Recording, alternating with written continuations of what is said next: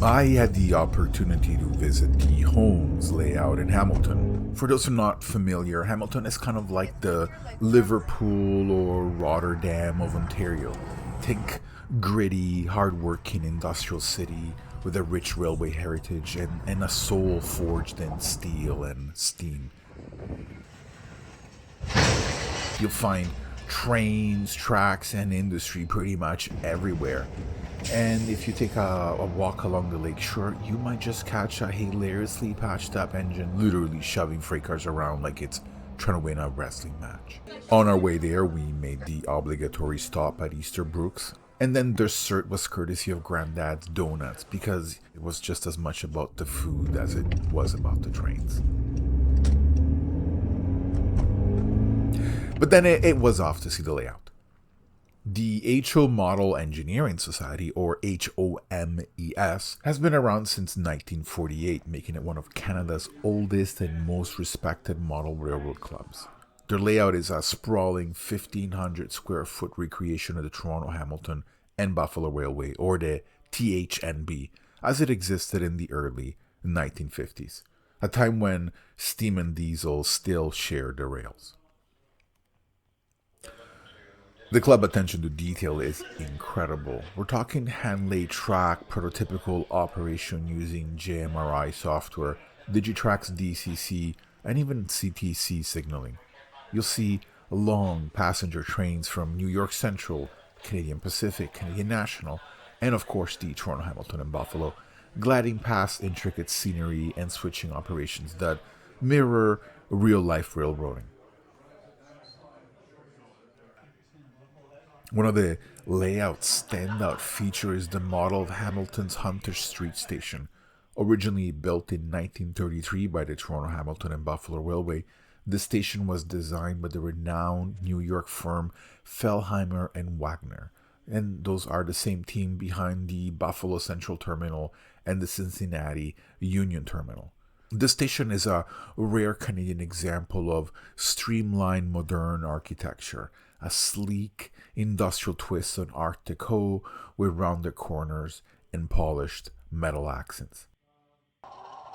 One of the highlights of the visit was following a New York Central passenger train arriving from Toronto into Hamilton. The operations were beautifully choreographed. The train split into two separate consists, each bound for different destinations. Watching the motive power swap, I was like witnessing a well-rehearsed ballet of steel. The New York Central locomotives then used the Y to turn around and return to the station, a maneuver that added a layer of realism and operational depth to the session.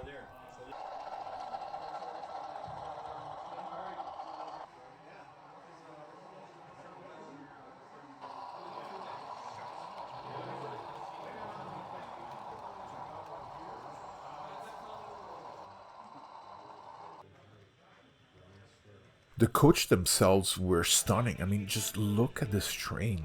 It's slightly weathered with just the right amount of grime and oxidation that evoke decades of service. You could almost feel the texture of the metal, the faded sheen of stainless steel dulled by time and travel. And it's the kind of detail that doesn't scream for attention but rewards those who look closely.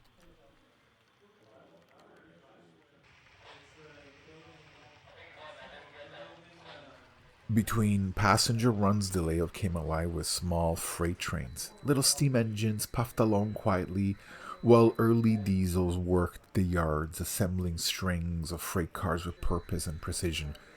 And it was a beautiful contrast. From one end, you have the elegance of passenger service, and then they're giving way to the gritty rhythm of freight operations. What I thought was interesting was that not every model had sound.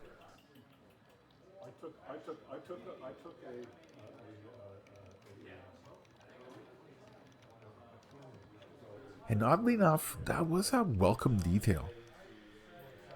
In the quiet moments between the overhead radio chatter and the hum of operator conversations, you could hear the electric motors tuned to perfection and the clickety clack of metal wheels and track. It's a sound that often gets lost in the cacophony of sound equipped locomotives, but here it was front and center, and it was pretty beautiful. Dispatch, this is TH&B 377.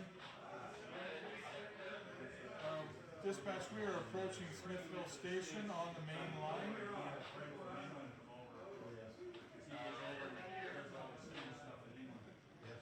Are we clear to proceed?